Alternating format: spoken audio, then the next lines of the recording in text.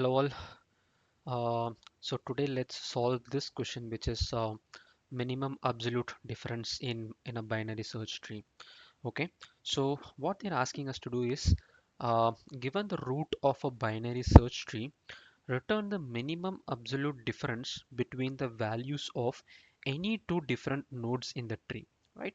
So what they're basically asking us to do here is, so this binary search tree is going to have different nodes, and we want to return the minimum absolute difference of any two different nodes in this BST, right? So if you guys know what a binary search tree is, all the values towards the left of the root will always be lesser than the root value, and all the values towards the right of the root would be greater than the root's value. So that's the basic definition of a binary search tree. So here we want to take any two nodes and see what's the minimum absolute difference of those values. So let's take this example. So we have this node where we have 1 2 3 4 and 6. So this is the input they have given: 4 2 6 1 and 3. So what's the minimum absolute difference here? So it's very obvious from the from this example is the minimum difference is going to be 1, right? So you have node 1 and 2 whose difference is 1, and then you have node 2 and 3 whose difference is 1, and you have 4 and 6 the difference is 2, and you have 4 and 2 the difference is 2. So when you take all the differences, the minimum difference that you see is 1. It's a pretty straightforward problem here. Uh, there are a couple of things to keep in mind. So this is a binary search tree, so that should be kept in mind. And here they are asking the minimum absolute difference, not just the difference, it's an absolute difference. And you can take any nodes from this BST. There is no order, so you can even but take nodes from two different branches. There is no condition on that, right? Okay, so how are we going to solve this? So here we are going to use a particular binary tree traversal technique, which is called as in order traversal, right? So there are many types of traversal that you could do in a binary tree. For example, we have in order traversal, we have pre-order traversal, we have post-order traversal. But in this particular scenario, we are going to use in order traversal. So if you guys are not aware of in order traversal, I would highly recommend to learn that first. So there are really great videos here in YouTube that explains the in order traversal of binary tree. But if you guys already know what a in order traversal, then that's the approach we are going to use here. So why are we going to use in order traversal? So the intuition is pretty simple.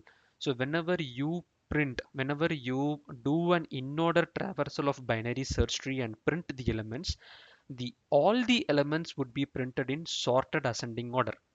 Let me repeat that. So if you are doing an in order traversal of a binary search tree and then printing out all those numbers, then all those numbers would be printed in a sorted ascending order. So that's the intuition behind it. So if you take this example, so I have drawn the same BST here.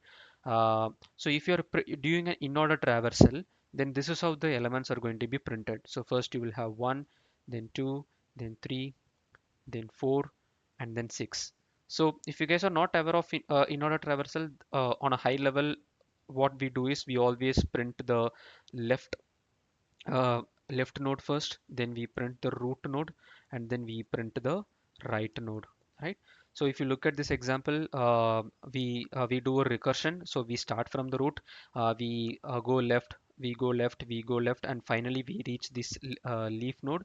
Um so here, this leaf node does not have any left, so we will print the root, which will be 1, and then this don't does not have any right, so we will go back to this parent node, and we will print 2, and this is having a value of 3 at the right, so we will print 3. Then we move to the top, so this whole left portion is done, so we print the root, which is 4, and then finally we print the right node, which is 6. So as you can see, when you do a in order traversal and print out the numbers, all the numbers will be printed in sorted ascending order. So this is the basic intuition behind solving this problem. So now the question asks us to find the minimum absolute difference between these values. So it is very it is very straightforward from this value that so the minimum difference will always lie between the consecutive elements. So for example, when you find the difference between 1 and 2 will always be less than the difference between 1 and 6, right? So uh, the value, the minimum difference is always found within the consecutive elements. So the difference between 2 and 3 will always be less than difference between 2 and 6, right? So since it's already printed in sorted order, we are just going to, take the consecutive elements like 1 and 2, 2 and 3, 3 and 4, 4 and 6. We find the difference of all those values and then finally see which is the minimum one, and then we are going to return that. So that is the intuition behind solving this question. So let's now code it out, right?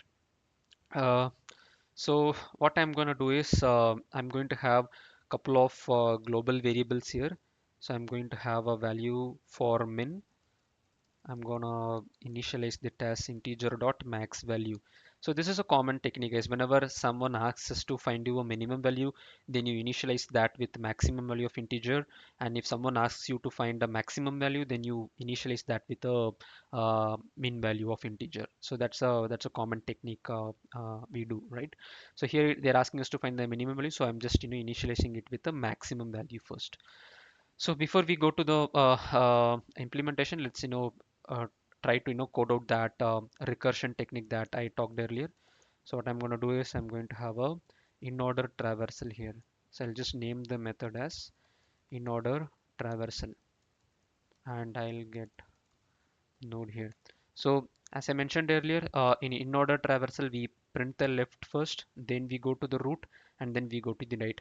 So now if you're traversing this element, if I want to find the difference between 1 and 2, I should have 1 and I should have 2 with me. I should have at least, I should have two values with me to find the difference. I can't find a difference with just one value, right? I need two values to find a difference. So I need 1 with me and then I need 2 with me. Now, if I'm traversing forward, I need 3 with me and I need 2 with me, and so on. You get the idea, right? We always need the current element and the previous element to find the difference. So for that purpose, I'm going to have a helper variable that keeps track of my previous element. So I'm going to initialize that as previous. Uh, I'll have it as integer. I'll let you know, guys, why I'm using a capital integer rather than a small integer in shortly. Okay. All right. So now let's try to do this in order traversal. So first let's code out the base condition. So if node equals to null, we're gonna return. So this is your base condition. So this is the point where you're stopping your recursive calls. So first you're gonna print the first you're gonna make the left call. So you do in order traversal, and then you pass in the left node, and then so this is the place where you're going to print the value, and then we go on an in order traversal, and then we go to the right value. All right, so first from this diagram, first we do left, then root, and then right. So that is what I'm doing here. So first we do left, and this will be your root, and this will be your right. All right, so now here, as I mentioned earlier, we need at least two values to do the recursion, sorry, to find the difference, right? So here, when I'm starting, I'm not having any value with me, right? So whenever I'm starting, the previous value is null. I don't have anything with me. So what I'll do is, if my priv is not equals to null, I do something here, right? But if my previous is null, then what I do is I assign this previous value with node.val. Okay. So now what happens here is, so you first start with this number, which is 1. So if you look at the diagram, the first element is 1.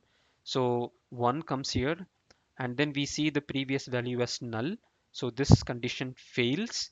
So the now my previous value gets assigned with 1. Right now the my value of priv is 1. All right.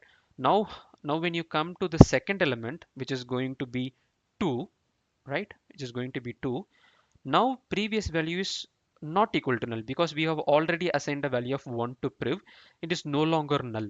So now this is the place I'm going to find the difference. So how I'm going to find the difference is I do min equals to Or let's do like this.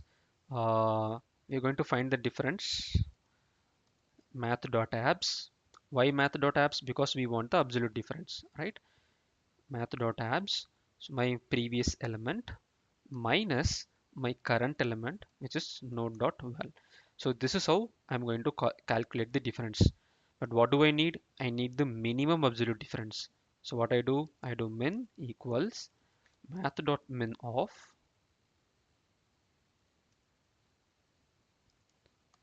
this. Okay.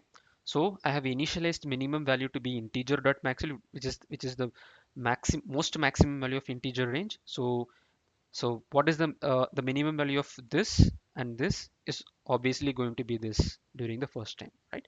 So during every iteration, we keep on calculating the min value and then we finally return it. So that is all we need to do here.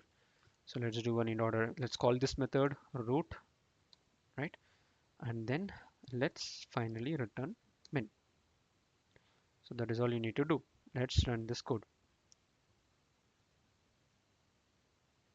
All right, it's accepted. Let's try and submit it.